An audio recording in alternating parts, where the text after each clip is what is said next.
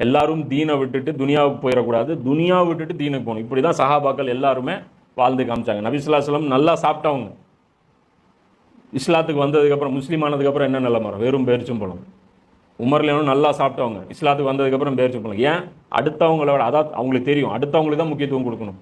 பணம் பஞ்சம் இருக்குது, தேவை இருக்குது, அடுத்தவங்களுக்கு கொடு. அதான் அந்த அந்த உமர் சீரிஸில் ஒரு சீன் கூட வரும்ல, பஞ்சம் வரும்போது ஒட்டகம் கொண்டாந்து அறுத்து கொடுப்பாங்க, அந்த திமிழுடைய கறி கொண்டாந்து வேலைக்காரர் கொடுப்பார். இது என்ன நல்ல கறி எனக்கு வந்திருக்கு அப்படிம்பார். நான் நல்லாட்ட நரகத்துக்கு போகிறதுக்கா அப்படிம்பார். பால் கறந்து கொடுப்பாங்க, சொல்லுவாங்க இது என்ன ஏன் ஒட்டகத்துடைய பால் கிடையாது, இது வேற யாருதோ பால் ஆச்சு அப்படின்னு. அவங்களுக்கு கவலை எல்லாம் என்ன இருக்கும்னா தங்களை விட அடுத்தவங்களுக்கு தான் இருக்கும்.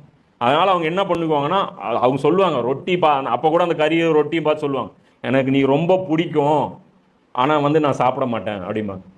அது அது வந்து அந்த எப்படின்னா எப்பயுமே இந்த சுருக்கிக்கணும். அதனால் நம்ம எப்படி ஃப்ளெக்சிபிளாக இருக்கலாம். இருக்கும்போது சாப்பிடுவோம், இல்லைனாலும் பிரச்சனை இல்லைங்கிற அந்த குறைஞ்சபட்சம் அந்த லெவல்லையாவது நம்ம மெயின்டைன் பண்ணிட்டோம்னா எப்பயுமே பேக் அடிக்க மாட்டோம், ஸ்டாண்டர்டாக இருப்போம்.